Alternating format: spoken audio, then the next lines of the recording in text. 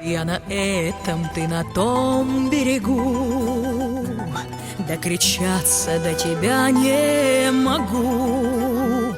Здесь теперь впору передвигаться на лодке или как минимум в высоких резиновых сапогах. Под водой оказались скамейки, уличные декорации, детская площадка. В общем, добрая половина набережной. Но нижнекамцев это будто не смущает. Они приезжают сюда на прогулку, смотрят, как пристань уходит под воду и вспоминают, что такое бывало и раньше. Это было очень давно, лет, наверное, 10 назад. Так же топило. Если только огороды затопит, а так никакой опасности.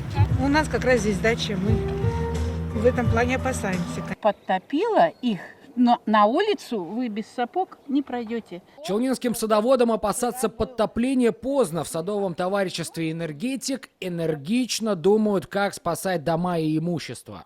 Туалет завалил, все. Короче, все, убираю, насыпь сделал. Вода подошла, поднялась много. Вон у соседей, вон у тех вообще баня утопленная, все. Сейчас здесь уже затопило больше 80 участков и 5 улиц. Это при том, что вода продолжает, что называется, наступать минимум по 10 сантиметров в день. А это угроза для всего садового товарищества. Ситуация чрезвычайная. Очень тяжело, особенно которые вот такие пожилые люди старались, сажали и остаются без урожая. Мы об этом предупреждали, говорили, что вода прибывает. Сказали, рано обождем еще. Вот. Ну и вот мы дождались.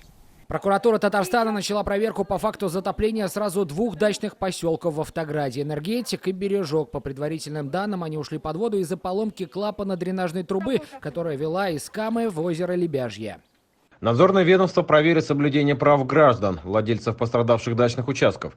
Кроме того, будет дана оценка действиям муниципальных властей на предмет организации и осуществления мероприятий по защите населения и территории муниципалитета от чрезвычайных ситуаций природного характера. Сейчас многие садоводы, чьи участки близ рек и озер, как на иголках, считают, что вода продолжит прибывать. Ситуация складывается таким образом, что на Куйбышевском водохранилище уровень воды у верхнего условно составляет 53,5 метра. Меньше метра остается до критической отметки. На Нижнекамском водохранилище уровень воды стремится к 64 метрам, плюс 16 сантиметров за сутки. На Нижнекамской ГЭС чуть спокойнее, запас до критической отметки больше 2 метров.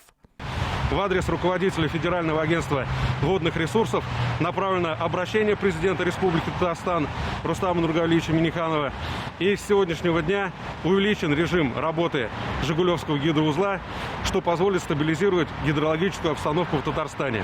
Спасатели призывают жителей населенных пунктов и владельцев садовых участков прибрежной зоны вдоль Камы и Волги в бассейне Куйбышевского водохранилища быть готовыми к подтоплению. В опасной области Нижнекамский район, Кукмарский, Мамадышский, а также набережные Челны. Дачников просят заранее позаботиться о сохранности имущества. Сергей Хайдаров, Светлана Шумкова, Любовь Захарова, Рафаэль Ракипов и Дмитрий Кравченко. ТНВ, набережные Челны, Нижнекамск. Авыр һәм мөмкин кадәр илә булу соралган вакытта ТНВ телеканалы тамашачыларга яраткан фильмын кабат карау мөмкинлеген бирә. Хәзер «Синең күзләр» фильмы ТНВ.ру сайтында бар. Бу көннәрдә өйдә булыйк. Все новости дня, выпуски программы «Новости Татарстана», программы и фильмы на сайте tnv.ru и на YouTube-канале ТНВ. Подписывайтесь.